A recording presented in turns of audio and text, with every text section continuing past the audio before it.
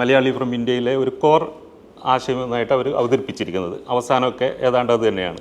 എൻ്റെ തിരക്കഥയിൽ ഒരു പ്രധാന ക്യാരക്ടർ പൂച്ചയായിരുന്നു. അപ്പോൾ അത് ഇതിലുണ്ട്, പൂച്ചയുണ്ട്. ഈ പാകിസ്ഥാനി എപ്പോഴും മലയാളിയോട് ആദ്യം വല്ലാത്ത ദേഷ്യത്തിൽ തന്നെയാണ് പോകുന്നുള്ളത്. എൻ്റെ തിരക്കഥയിലും അത് തന്നെയാണ്, സിനിമയിലും അത് തന്നെയാണ്. അവർ തന്നെ എഴുതിയതായിരിക്കാം, അത് അങ്ങനെ വിശ്വസിച്ച് വീണ്ടും പോകുമ്പോഴാണ് ഇന്നലെ ഈ ഷാരിസ് മുഹമ്മദിൻ്റെ ഒരു ഇൻ്റർവ്യൂ കാണുന്നത്. ഒരു ഇതാണ്, ഒരു സ്ക്രീൻഷോട്ടാണ് അതിൻ്റെ. ഇതിലൊരു ആൽക്കമിസ്റ്റ് ഇത് കാണുന്നുണ്ടോ? ഇത് തന്നെയാണ് ഞാൻ എഴുതിയ സ്ക്രിപ്റ്റിൽ ആദ്യം ഇട്ടിരുന്ന പേര്. ഇത് അന്നത്തെ ആദ്യത്തെ ഡ്രാഫ്റ്റാണിത്.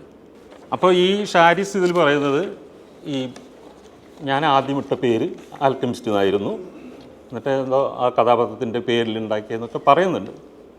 അതോട് കണ്ടോടുകൂടി ഞങ്ങൾ വിചാരിച്ചു ഇനി ഇപ്പോൾ പറഞ്ഞില്ലെങ്കിൽ ഇതൊരു പിന്നീട് ഒരു ഖേദം തോന്നും നമുക്ക്.